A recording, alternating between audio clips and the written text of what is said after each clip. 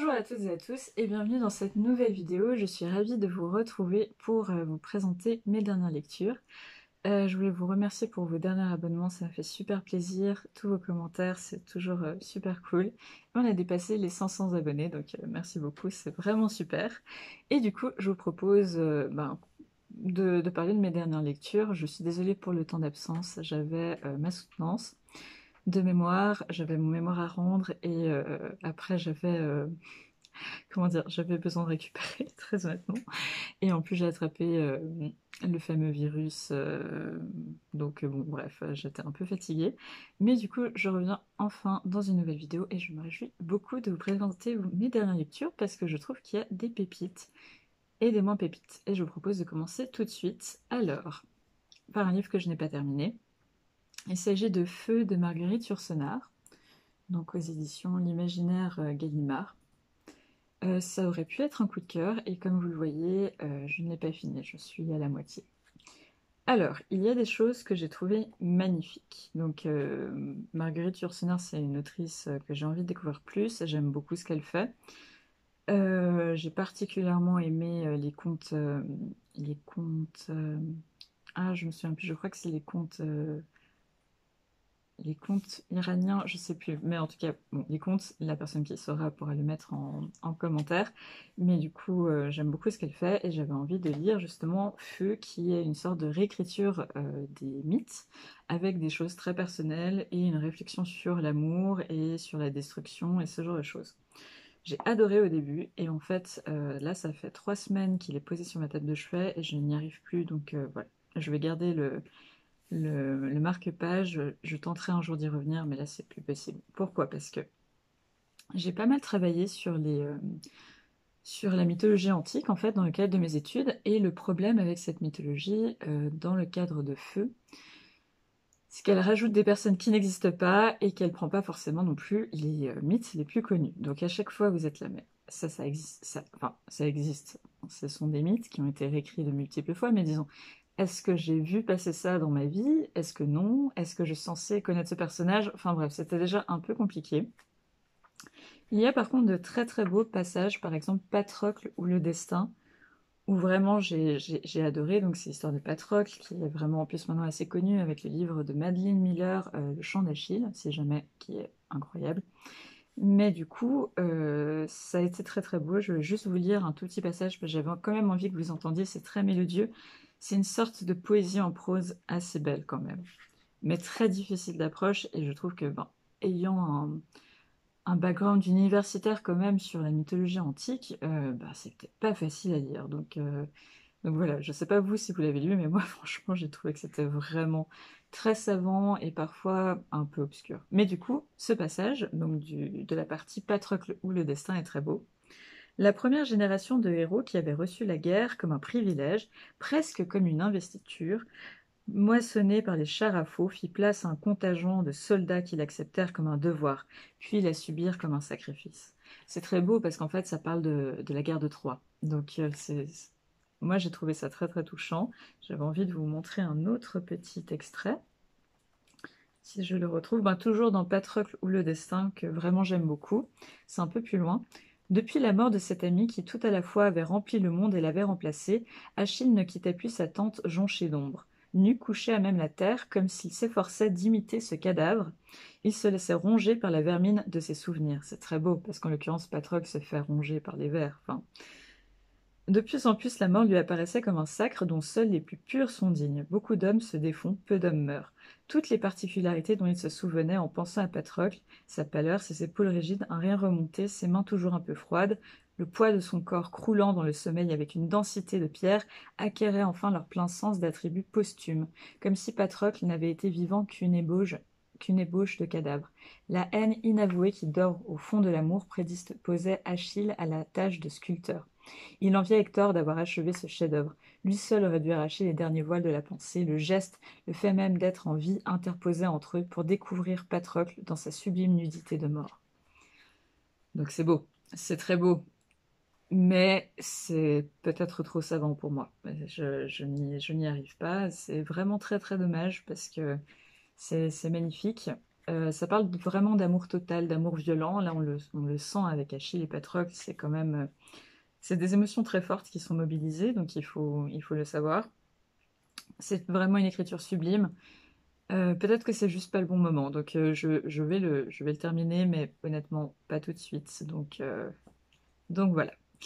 Donc celui-ci, mi-coup de cœur, mi-déception, c'est très bizarre, j'ai du mal en fait à trancher. Ensuite, j'ai lu L'abbaye de Northanger, enfin j'ai relu parce que je l'ai déjà lu, de Jane Austen aux éditions L'Imaginaire Gallimard aussi, mais celui-ci de Gallimard est plastifié et je préfère très très très très largement.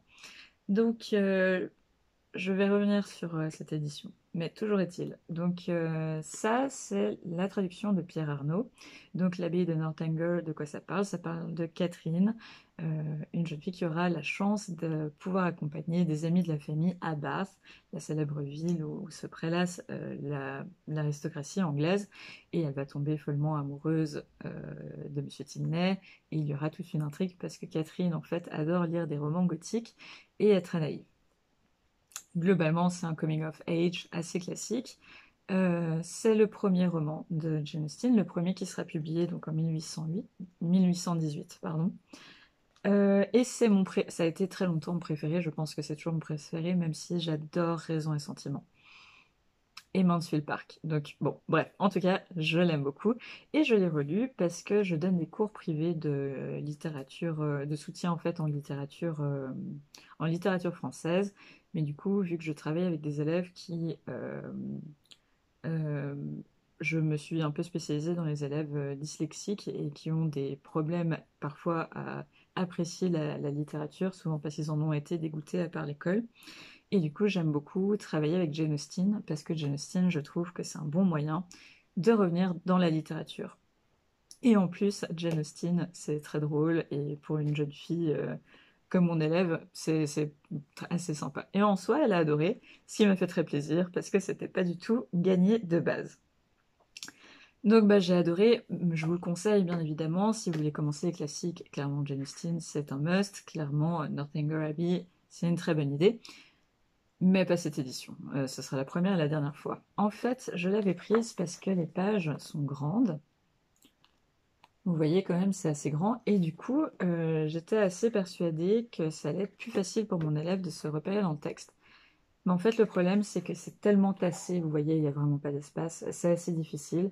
Elle m'a dit qu'elle devait relire certains passages plusieurs fois, je la crois volontiers. Donc bon, ça a été compliqué pour elle pour le lire. Moi, j'ai repéré quand même pas mal de coquilles, donc c'est quand même dérangeant pour un texte qui est réédité constamment depuis 2 siècles. Donc bon, je suis assez déçue des éditions d'Imaginaire Gallimard. Je continuerai à les acheter parce que par exemple, j'ai vu qu'ils ont sorti toute une collection sur les littératures italiennes classiques que je ne connais pas du tout et que j'ai envie de découvrir parce que clairement, c'est une littérature que je ne connais pas.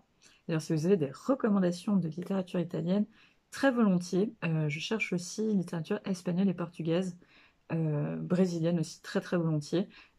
N'hésitez pas. Mais du coup, donc je continuerai à les acheter parce qu'ils ont clairement des pépites. Mais honnêtement, pour les classiques, très classiques, ça n'aide pas. En plus, il n'y a pas de dossier à la fin, donc même pour mon élève, elle ne pouvait pas creuser certaines choses qui l'intéressaient. Donc c'est dommage. Je ne pouvais pas non plus l'utiliser comme support de cours, en fait. J'ai dû me servir d'autres ressources.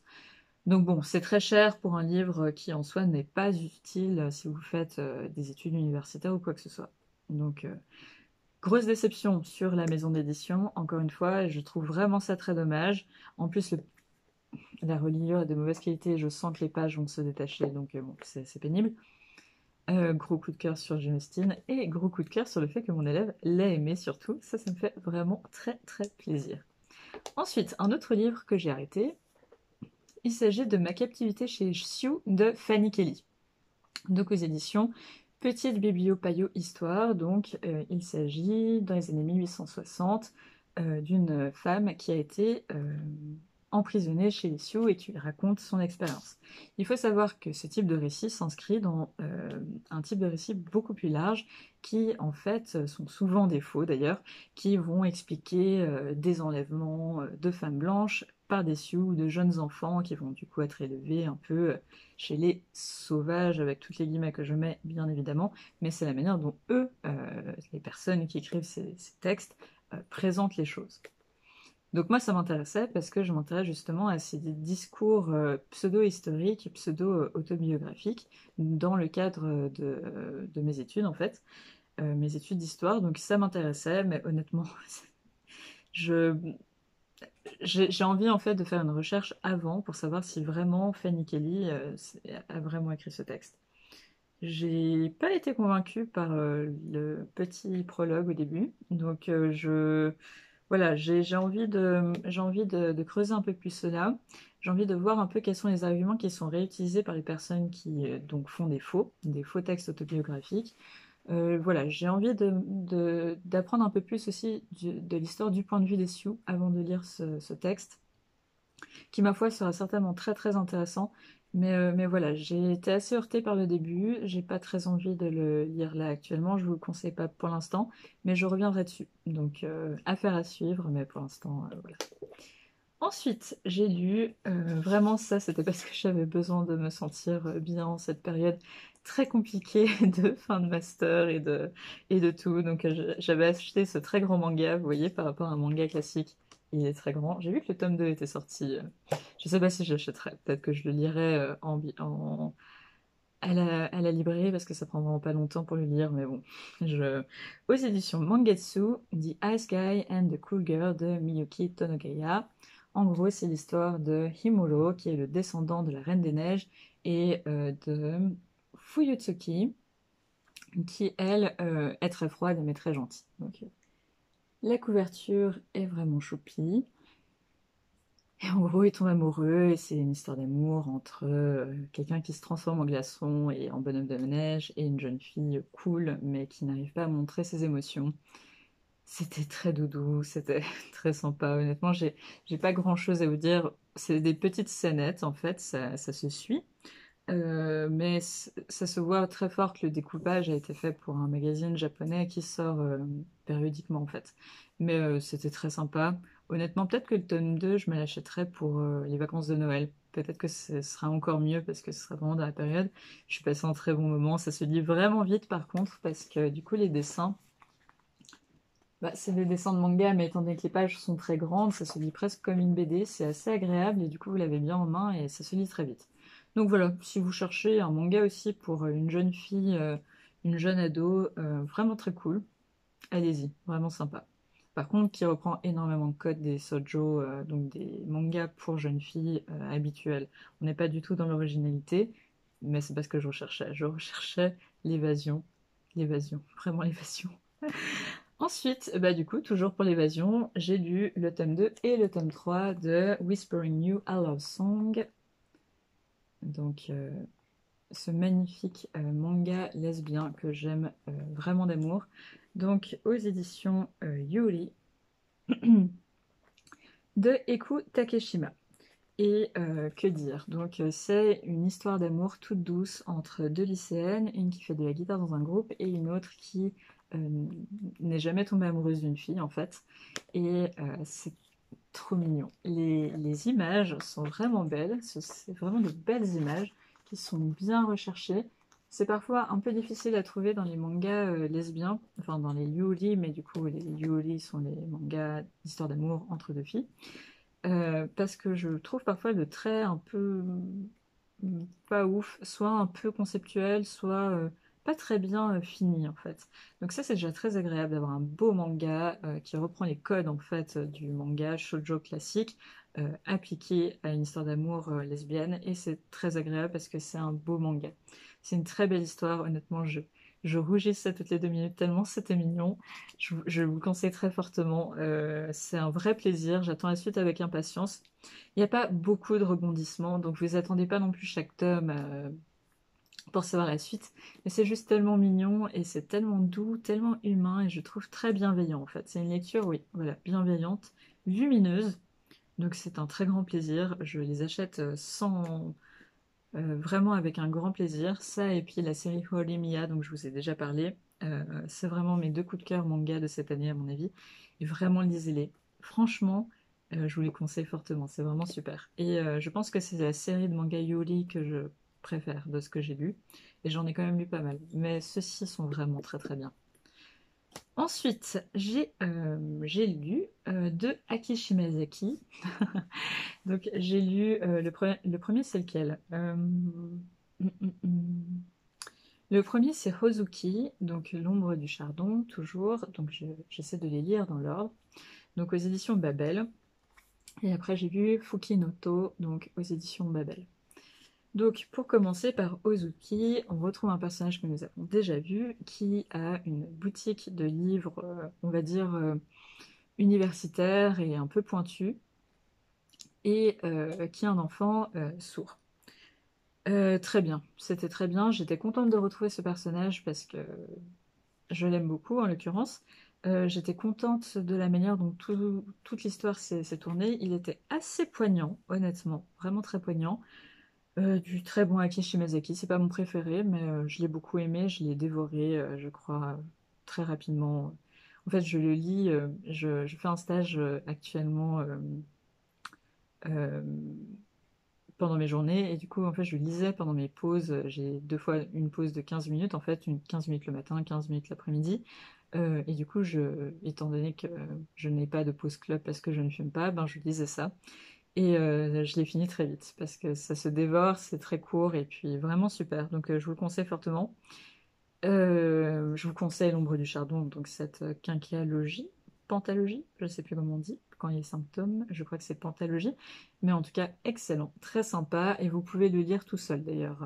Mais j'ai beaucoup aimé le fait qu'on traite du phénomène en fait des mères célibataires qui en plus ont un enfant handicapé et un enfant, non ça je peux pas le dire, mais en tout cas lisez-le, c'est super.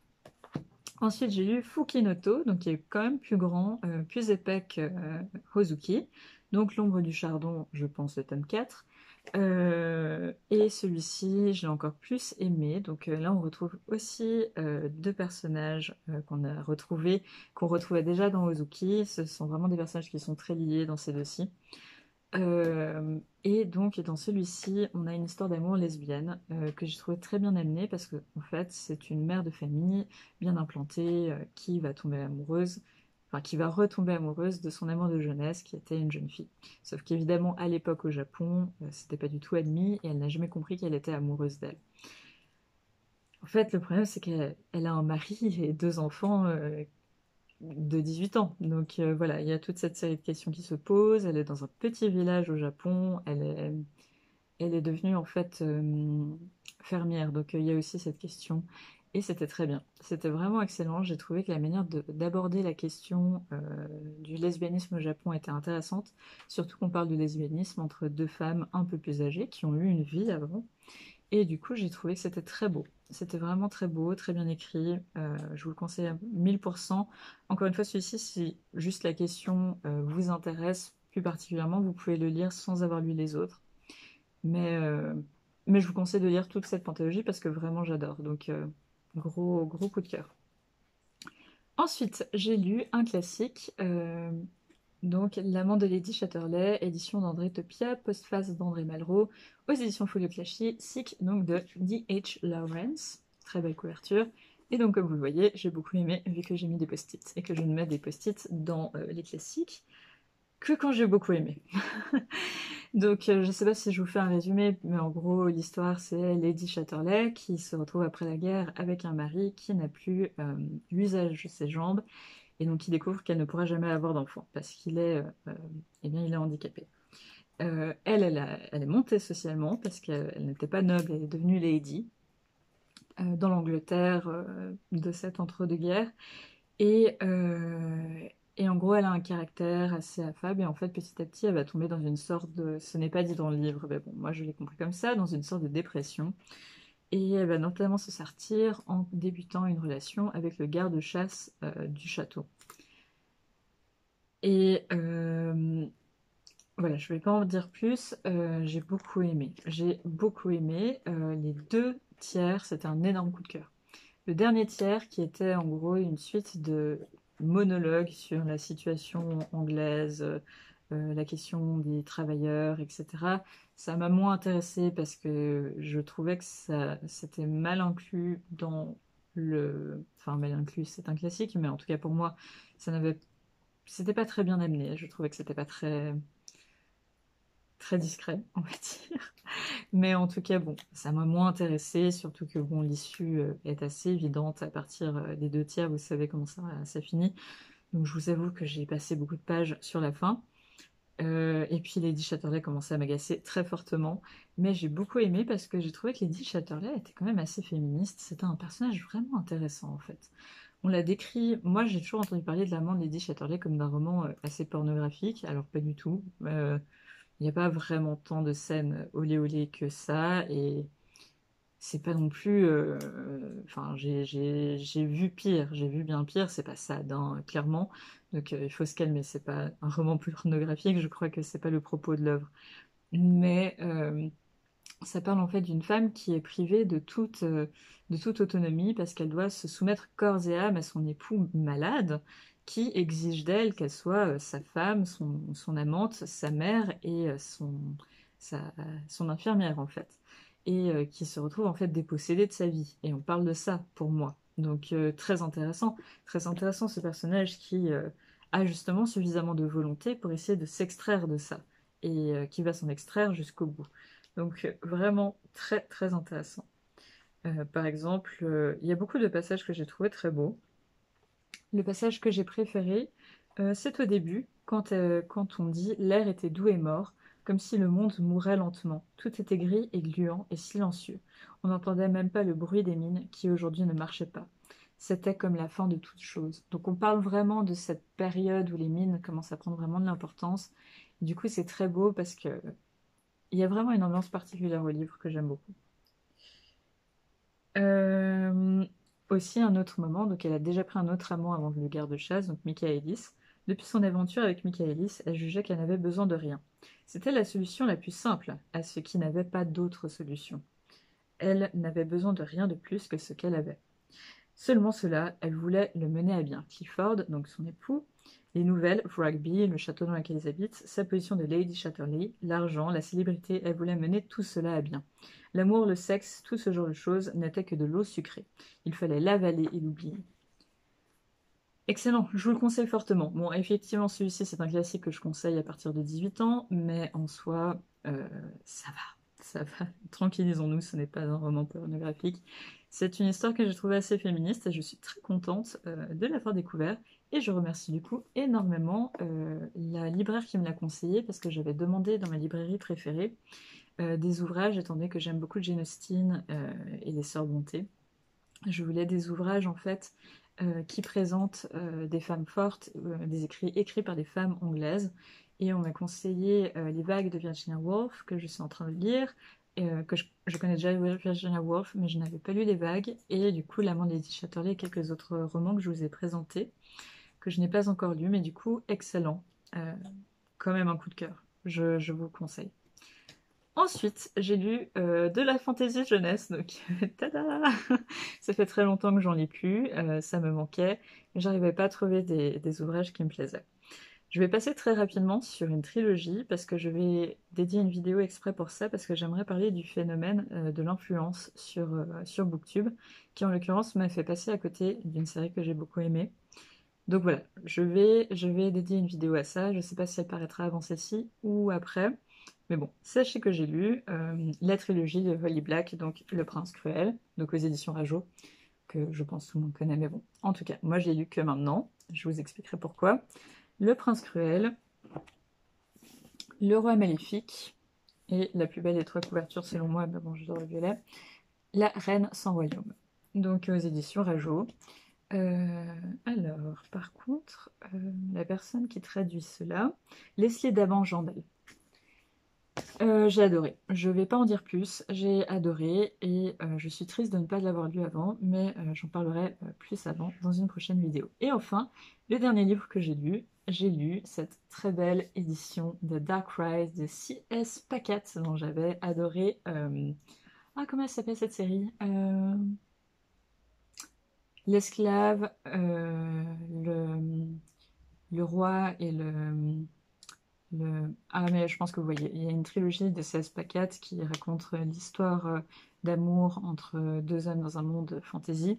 Et en gros, c'est de la dark fantasy adulte, et ceci, c'est de la dark fantasy jeunesse. Donc déjà, peut-on parler de la beauté de cet ouvrage. Donc ça, c'est la tranche, enfin, c'est magnifique, euh, qui est reprise ici. Enfin, c'est très très beau, c'est tout cartonné. Le dessin est sublime. Donc c'est les éditions Big Bang, très beau. Donc Big Bang c'est Castlemore, et donc Castlemore c'est Bragelonne, si jamais. Donc petit aparté, j'achète à nouveau du Bragelonne parce que la situation a été réglée quand même. J'ai cru comprendre en tout cas qu'elle avait été réglée en interne. Il n'y a plus la personne problématique qui était chez Bragelonne. Donc voilà, j'avais boycotté Bragelonne le temps de savoir ce que Bragelonne allait faire comme réaction. Maintenant, je me permets de racheter du Bragelonne. Euh, Excellent. De quoi ça parle? Ça parle en fait d'un monde où les héros ont disparu, où la magie a presque disparu, et on va suivre deux jeunes personnes, donc Will et Violet. Et en fait, le grand méchant qui a presque détruit l'humanité est en train de revenir. J'ai pas trop envie de vous en dire plus parce qu'il y a beaucoup de choses à dire. Il y a des sortes de templiers secrets qui cachent les dernières bribes de magie. Il y a beaucoup de choses excellentes. Franchement, j'ai été prise dedans dès les premières pages, ce qui est très cool. J'étais habituée à C.S. Pacat, donc je sais que j'aime bien son écriture, mais franchement c'était très intéressant. C'est un très bon livre de dark fantasy pour ados. Ça fait plaisir parce que c'est pas facile à faire parce que la dark fantasy, son principe c'est d'être sombre. Donc allier ça avec les ados, parfois ça peut être un petit peu tricky, et en général finalement on tombe sur de la fantasy adulte qui peut être lu par des ados eh bien, qui ont suffisamment de maturité pour lire ça, mais c'est quand même de la fantaisie adulte. Donc, très bien fait, je trouvais que c'était bien dosé, excellent. Il y a un retournement de situation à la fin incroyable que je n'avais pas vu venir, et j'étais waouh. Maintenant, j'attends la suite avec tellement d'impatience, et elle va sortir dans 2 ans, j'ai l'impression, parce que C.S. Pacat n'est pas quelqu'un qui écrit très vite, donc ou peut-être que si, et qu'elle prend beaucoup de temps pour corriger, ou peut-être qu'elle a d'autres choses dans sa vie. En tout cas, elle ne publie pas très très régulièrement.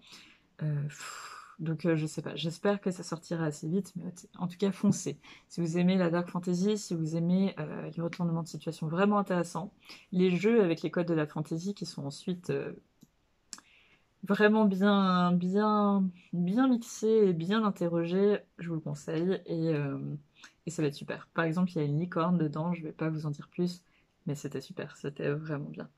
Donc voilà, énorme coup de cœur, très déçu que ce soit fini, et c'était parce que j'avais fini ça que j'ai fini par acheter la trilogie de Holly Black parce que j'avais envie de lire de la littérature jeunesse. C'est fou, mais quand vous êtes épuisé par le travail universitaire, je peux vous dire que de la littérature un peu plus jeunesse, ça fait du bien au cerveau. Donc voilà, je crois que je vais rester un peu là-dessus. Euh, j'ai fait... euh, j'ai fait d'autres achats qui sont aussi des littératures de fantasy jeunesse, et je crois que ça va me faire le plus grand bien. En tout cas, j'espère que cette vidéo vous a plu. N'hésitez pas à me dire quelles sont vos dernières lectures, ça m'intéresse toujours et je trouve ça toujours intéressant et ça me donne toujours plein d'idées pour des prochaines lectures. N'hésitez pas à liker cette vidéo si cette vidéo vous a plu, à mettre un petit commentaire et à vous abonner si ce n'est pas déjà fait. Et je vous retrouve très bientôt pour une prochaine vidéo. Ciao!